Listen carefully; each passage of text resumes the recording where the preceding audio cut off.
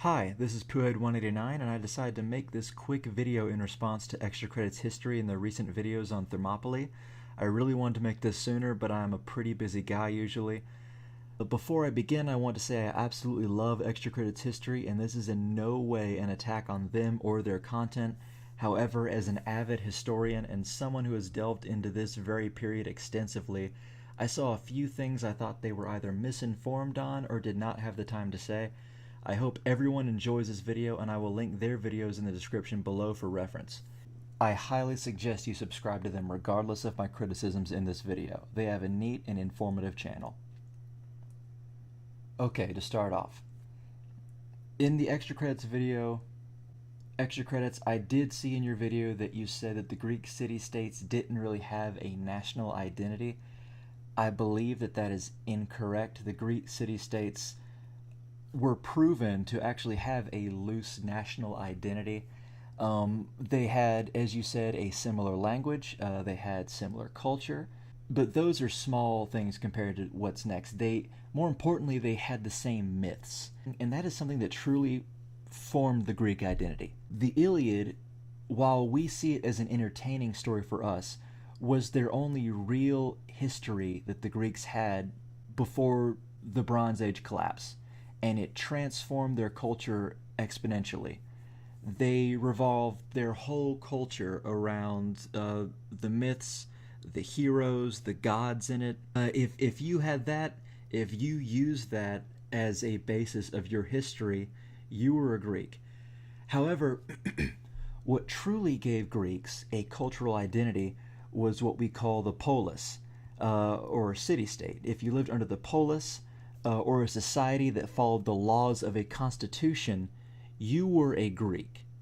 All others were barbarians. Barbarians simply meant foreigner to them, one who lives under a king or a tyrant. This is one reason why the Greeks were so adamant about autonomy or autonomia in the Greek, or eleutheria, which means freedom. Even though the Persians were very, very lenient, the Greeks thought of themselves as being very un-Greek-like for living under the great king of Persia, no matter what they thought of the great king. That was their national identity. You could say, this is probably a bad analogy, but you could say that the Iliad was essentially America's founding myth, whereas the Persian Wars was the Greeks' 9/11. That's probably not the best analogy, but we already had an identity before that happened. Americans did. But after that happened, that strengthened our identity. That is essentially what the Persian Wars were for the Greeks. Okay, now let's go to Athens. You claimed that one reason why Athens and Sparta were rivals was because Athens was a democracy. That is not entirely the case. Athens disliked Sparta for invading their lands and taking out Hippias, their tyrant, only to later try and replace him and put him back into power because the Athenians, with the loss of Hippias, had created a democracy, which was around 510 BC. The Athenians had not been a democracy for very long. Their rivalry for their power between the two city-states came later, after the Persian Wars.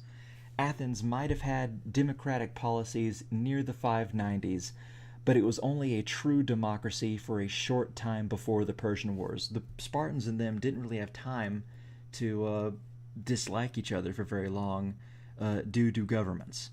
So that was essentially, I mean, you got it right, but you got the timeline incorrectly. That was years later. And the same thing with here. The great philosophers and playwrights of Athens only showed up after 460, during the Peloponnesian Wars, or the time between the First and Second Peloponnesian War. There weren't really a lot of playwrights or philosophers in Athens before that. So in the Persian Wars, when you say that the Athenians were known for their philosophers and playwrights, that is not true. I wish I could say it in a different way, but Athens, the reason why they had people like Plato and why they made such great playwrights were because of all the money they were making after making the Delian League, which was essentially the Athenian Empire. And that happened because of the Persian Wars, so that was far later on. So you do have Athens correct, but you have the Athens of 430 BC, not the Athens of 490 BC. I just wanted to give that little clarification in the video. So your information was right, but just the timeline was wrong. Now, let's go on to the largest part of the video where there is, in my opinion, the most misconceptions. Your description of the Spartans. Clearly, Extra Credit History has read a few sources and a few modern scholars on their take on Sparta. However, it's important to know a few things about Sparta before we really get into it. First, Sparta has no real primary sources other than archaeological evidence. Sure, there is Xenophon, but he wasn't truly a writer in a very idealized... It didn't have a very idealized version of Sparta. He wasn't a Spartan himself either. Thucydides was an Athenian who wrote the history of the Peloponnesian Wars. Plutarch did not live in the same century, and he described himself as more of a biographer than a philosopher or historian. So essentially, we have no real sources about Sparta that comes from a Spartan or that comes from someone who has seen Sparta in an unabridged form. Sparta was also known for giving out misinformation and sowing disinformation among the other Greek city-states about themselves because they wanted to be underestimated. There is a great example of this when I believe it was an Athenian diplomat, I believe it was someone from Athens. They came to Sparta, and, well, first off, you need to know that Sparta is not a giant city-state with walls as you would probably think of it. Sparta in the classical period was pretty much 5 villages connected together by 2 rivers, very close together, and pretty modest and, Spartan accommodations there, both aristocrat and lower and commoner alike. So the Athenian diplomat went to one of these small villages that made up Greater Sparta, and everyone there was eating gruel, and it was everything. Everyone there was, eating something that was honestly hideously disgusting, but they acted like it was everything that they were used to. But the Athenian diplomat tasted it and just hated it so much, and he thought that, no wonder the Spartans are so fierce if this is what they call lunch. But the Spartans were obviously as healthy and fit as everyone else. They could not be eating that all day, every day, and stay as fit and healthy as they usually are. They were tricking that Athenian diplomat. And it's just something that they often did. They loved doing that. And that also shows a bit of how much civic virtue they had, that some Spartan could have the idea, hey, let's all do this, and all the Spartans agree and go along with it, just to help rumors get, thrown around about them around Greece. And I think my main problem with what Extra Credits History was talking about was about the Helots. Whenever one of these men, Thucydides or Plutarch or Xenophon or anybody, was giving anecdotes about brutalizing slaves, it's usually very, very vague and secondhand information. I mean, think about it. Sparta often tried to seem and appear weaker and less intelligent than they actually were. I mean, that's actually the main reason why they would sow disinformation around Greece. I mean, think about it. Why would a city-state that bred implacable citizen soldiers that feared no death fear its own slaves? Extra Credit History also failed to mention a very important element of Spartan society. The Spartan city and its surrounding countryside did not have just Spartan citizens and helots or slaves, but perioiki. Perioiki were freedmen living under Spartan rule. They did not have full citizenship, but they were not slaves. They were free to own land and marry and do as they wished for the most part, though they could not vote in the assembly, and they owed the Spartan state military service. Extra Credit makes it seem as if the Spartan state was 1/7 Spartans and the rest slaves. A few notable scholars actually put the numbers around 5 to 10,000 Spartan citizens, 15 to 20,000 perioiki or freedmen, and 20,000 or maybe slightly more helot slaves. And let's talk about the Spartan treatment of the helots. I'll get back to the helot slaves and the perioeci very soon, but for one thing, most reports of Spartans harming helots are 2 decades after the Persian Wars. A lot of scholars think that the Persian Wars and the rise of Athenian power made the Spartans a lot more paranoid when it came to their slaves, but giving the dubious claim of death squads killing helots every year would be false for that time period. The death squad claim in general sounds more like something out of a Soviet Union thriller anyway. I mean, I'll go ahead and give a broad representation of these so-called death squads and the act Extra Credits History is describing from the reports we are given throughout history. It's referred to the Crypteia, which is reported to either be a secret police, though those reports are generally gained from speculation, or it's a training program for young Spartan men to go out into the countryside and find strong helots to kill for a day and night every year.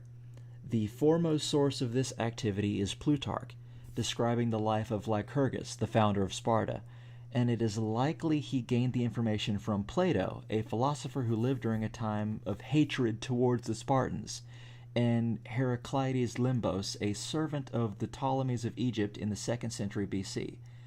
Not only are the sources questionable, but the slaves were not a singular population. They were privately owned, which means young Spartans going out to kill slaves were killing other Spartans' property. Even if the law was not in effect that day, it would cause a lot of strife in a city-state that was supposed to be about living together for the greater good of Sparta.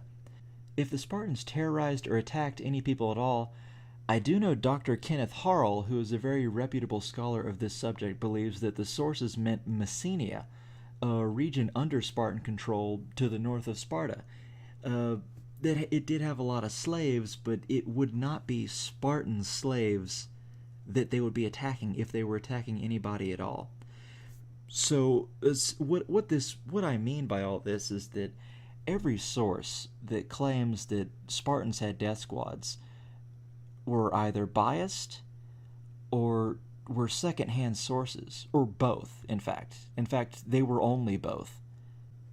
But I digress. The point is, from Spartans' rise to power, all the way down until the defeat at the hands of the Thebans in 371 BC at the Battle of Leuctra, the Spartans only had to face one rebellion of subject populations and regions, and that was after a huge earthquake that racked Sparta in 464 BC. That is 200 years of Spartan control and peace throughout their region. How could a state that terrorized their slaves get away with having no rebellions for 200 years? In contrast, within the 80 years of Athens' rise in power, there were countless rebellions by other city-states under their rule. I couldn't even begin to list all of them. They weren't helot rebellions, but fellow city-states. But there were still plenty of rebellions and plenty of slaves that rebelled in those city-states. And these were city-states that thought that Athens was harming their freedom and mistreating them.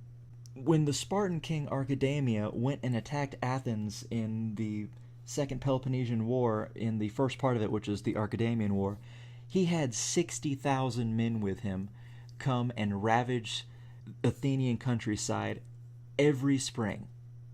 He had 60,000 men. He had Spartan soldiers, other Peloponnesian allies, but he also had perioeci and helot slaves. How could he summon all those slaves and expect them to use it? In Spartan society, you could rise and free yourself. It wasn't easy. It took bravery to do so, but there are plenty of records of slaves being given their freedom. And perioeci, freed men, being given Spartan citizenship by proving themselves to the Spartan state. Why would the Spartan state kill off people who could become free men or who could become Spartan citizens? Why would they kill them off every year if the evidence says otherwise? Now, to clarify, I'm not saying Spartans were kind men or treated slaves as equals or treated them well. The helots were still slaves and subject to Spartan wishes. But the Spartans did not need to sow fear and terror among the population. And plus, there were plenty of other city-states that had similar helot populations like Crete, where the populations far outpopulated, the main citizen body, but none of them were afraid of their slaves. Sparta was also nothing like a communist society, a Marxist society, nor were they like the Nazis. Many scholars over the years have tried to pigeonhole Sparta into a modern equivalent when they should have been looking elsewhere. Sparta was actually more like early Rome, really. It was a healthy, militarized citizen body with many freed men under their rule, periarchy, and a slave population to help maintain the state. Spartans, just like Romans, who focused on soldiery and combat, were not solely warriors either. Most Spartan citizens who were non-aristocrats were farmers, with around 6 to 7 helots to work the fields along with them and their family. Some Spartans were craftsmen too, but most craftsmen were periarchy. But Spartans were not pure soldiers. They had a training program that was simply an extended version of other Greek city-state programs. What made Spartans so strong was their civic virtue, not from socialist laws, but from their customs and traditions and their way of life. Spartans took oaths very seriously and fought for what most Greeks considered sacred: autonomy, as I said, or autonomia, and eleutheria, which means freedom or liberty. And this isn't freedom of slaves or prisoners, but autonomy and freedom for the Greek city-states to be able to govern themselves without outside influence, which is what led to the Peloponnesian Wars. It wasn't that Spartans were scared of Athenian power, which is what a lot of scholars will claim, because honestly most scholars like Athens more. They're just biased. But Athens, while democratic and progressive in ideas, they gained that power and wealth by subjugating allies and creating what was essentially an empire. No, I mean, they took away the word tribute and essentially made it, taxes. Like, you are now our subjects. You might not be in the Athenian city-state, but we're just going to tax you for, being a part of the Delian League. Now, of course, there's a whole lot more on the Spartans, but seeing this as a response video, I'll continue. Now let's discuss the Persians and Herodotus from your second video, from Extracrets History's second video. I understand why you wanted to paint the Persians in a positive light. Modern media is not exactly kind to them. There's no question on that. However, I would like to contest your claim that ancient sources are unfair to them. Herodotus was actually very kind to the Persians, and laments that if only the Greeks were as noble as they. He gives fanciful tales of different Persian satraps, or Persian nobles, of course, but he and the Greeks had immense respect for the Persians. He says that Cyrus was raised like all Persians, to ride well, shoot straight, and always tell the truth. Heck, the reason you know so many good things about the Persians in your video is because of Herodotus. The only other sources out there that would have talked about the Persians would be the Egyptians, and the Egyptians hated the Persians. There are two nations in the world at that time that would be terrible to subjugate. That would be the Greeks and the Egyptians. The Greeks, because they were very much about government freedom, and the Egyptians because they needed a pharaoh to rule, and the Persians could not give them a pharaoh. The Persians, there are reports of the Persians mistreating them as well, but honestly, the Persians could not give them a pharaoh. And this is to contrast this. The Persians went in to conquer Egypt, and they were hated until they were taken away. Alexander the Great, when he walked in and they were taken away, he was considered a god. The Egyptians hated Persians that much. There are only two ways you can get information about the Persians, which would be Herodotus and Greek sources, or the Egyptians at the time, or archaeological evidence, of course. But if there's anything good to say about them, it would be from Herodotus. However, to give some clarification, the fact of the matter is, Persians were conquerors. There is no getting past that. They invaded people's lands and subjugated them to the will of the great king.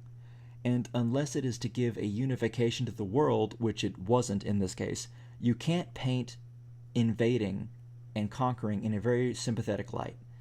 It's also important to know that while the Persians did not own slaves, they weren't above a slave market to foreigners. They didn't need slaves in their economy. They didn't take away slaves, or didn't abolish slavery or take away slaves because of some free thinking ideal or because they were progressive. It's because they just simply didn't need it. Now, that's not to make them evil per se. I mean, what info you gave was pretty much correct most of the time. They are very much lenient when it comes to their subjects and the freedoms they allow.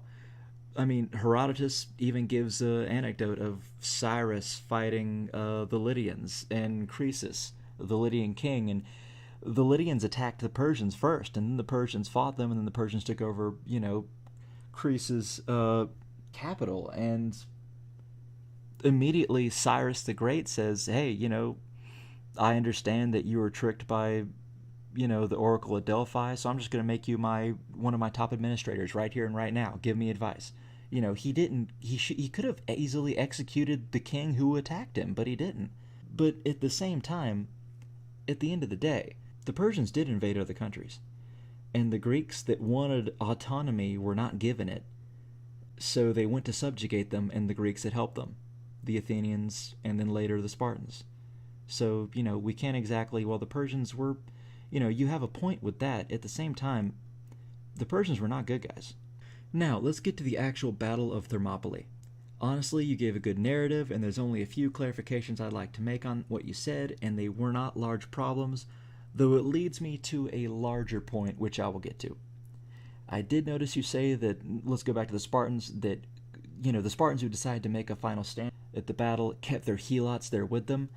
I don't know where you got that information. There is no real record of helots even being at the battle. I know you might have wanted to make it seem like, and I don't want to say that you have an ulterior agenda, but I know you might have wanted to make it seem like, the Spartans used their slaves for things and just made their slaves stay in hopeless situations, but there's no record of their slaves being there. And even if I somehow made an oversight of the helots being at the battle, there's no mention of them being at the final stand. The Spartans stayed, along with the Thespians and the Thebans. Allow me to read this passage from Herodotus. So the allies dismissed by Leonidas obediently went off, and with them gone there remained behind with the Lacedaemonians only the Thespians and the Thebans. Of these two contingents, the Thebans had no choice but to stay, since Leonidas was keeping them there against their will, effectively as hostages. But the Thespians, who had declared that they would rather stay and die by the side of Leonidas and his men than leave and abandon them, were there as volunteers. They were commanded by Demophilus, the son of Diadromes. And essentially the Spartans were keeping the Thebans there because the Thebans had allied with Persians, and they had betrayed other Greeks. The Thebans were also supposed to be in the Peloponnesian League. So, yes, you could say that Lacedaemonians means Spartans and slaves, but there is no actual mention of slaves. Now, let's get to the very crux of the issue, meaning the last part of your video. I can see the message you were trying to give. I can see why you wanted to paint Sparta and Athens, and the Persians for that matter, in a certain way. You wanted ups and downs for each of them. You wanted to show that the conflict should not be seen as West versus East issue or a white versus brown. You don't want the human race divided, and I can't think of a moral human being who would actually disagree with you. However, I will say this. Wouldn't the most human and unifying thing be the unbiased account of the factions? Wouldn't the truth be the best policy for what happened? Because honestly, while we consider it an East versus West issue, not you, but while most people consider it that, the real ancient Greeks did not consider themselves Europeans or Westerners, other than living west of the Aegean. And they weren't. The only way you could justify that was tracing their ancestry back to when they immigrated to Greece from the Balkans in the year 2000 BC, and that's just a theory. The actual conflict wasn't white against brown, but, brown against brown, or at least tan against brown, or olive-skinned against brown. The Greeks lived in the Mediterranean. Their skin was not pale. They were not Europeans as far as they considered themselves. And they also intermarried with people from Asia Minor, or modern-day Turkey, and they had immigrants from there as well. The city-states that started the whole Persian Wars didn't even live in mainland Greece. They lived in Asia Minor. They lived right by with the Persians. So I don't know why you would need to paint this in a light and say that this shouldn't be a white versus brown issue, when honestly, historically, it just wasn't.